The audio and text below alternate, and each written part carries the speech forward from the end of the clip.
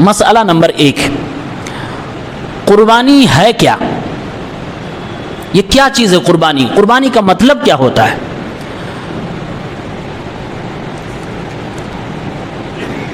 ہر اس چیز کو قربانی کہتے ہیں جس سے اللہ کا قرب حاصل کیا جائے، تقرب حاصل کیا جائے، یہ لغت میں ہے۔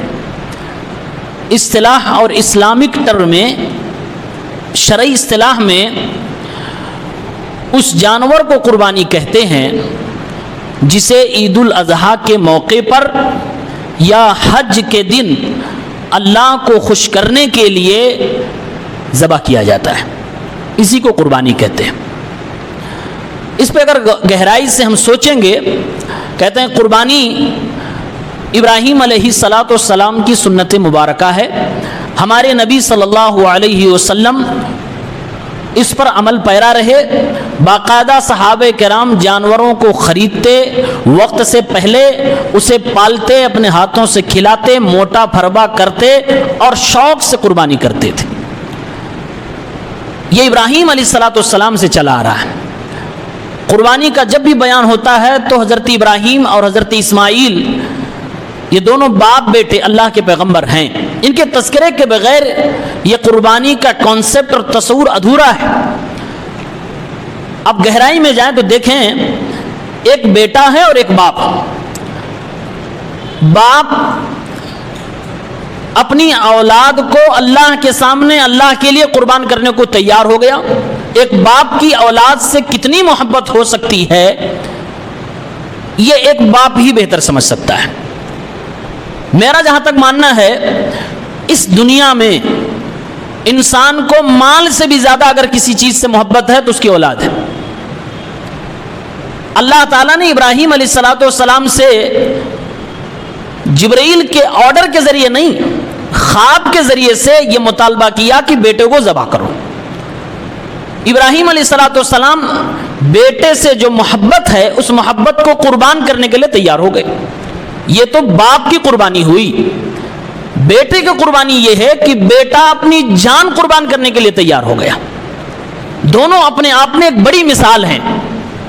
قربانی اصل میں اسی کو کہتے ہیں۔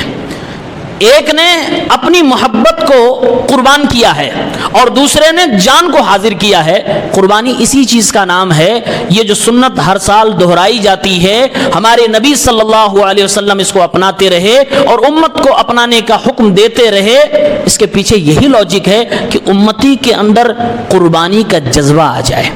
وقت آ جائے تو محبت بھی قربان کر دے، وقت آ جائے تو جان کی بھی قربانی دے دے، یہی قربانی کا مطلب ہے۔ اسی لیے قربانی میں دکھاوا اگر آ گیا تو اللہ تعالیٰ کہتا ہے کہ ہمیں اس کی ضرورت نہیں ہے۔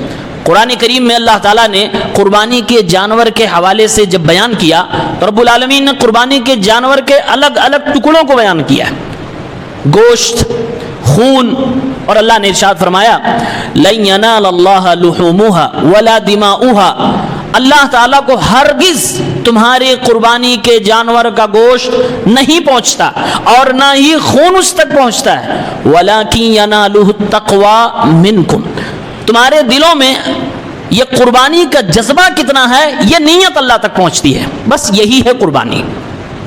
اسی لیے ابراہیم علیہ السلام اور اسماعیل علیہ السلام کا جب تذکرہ اللہ نے قرآن میں کیا تو اللہ نے ایک بات کہی جو پورے اس واقعے کا نچوڑ ہے اور جو میسج اور پیغام بھی ہے اس عید کا۔ فَلَمَّا أَسْلَمَا، جب باپ اور بیٹے دونوں نے اللہ کے حکم کے سامنے خود کو سرنڈر کر دیا، فلما اسلم، جب انہوں نے سر جھکا دیا، باپ اپنی محبت قربان کرنے کو تیار ہو گیا، بیٹا اپنی جان قربان کرنے کو تیار ہو گیا، وَتَلَّهُ لِلْجَبِينِ، اور پیشانی کے بل، پہلو کے بل بیٹے کو لٹا کر چھری باپ نے ہاتھ میں اٹھا لی، تب اللہ تعالیٰ نے فرمایا میرے بندے رہنے دو، مجھے انسان نہیں ذبح کروانا ہے۔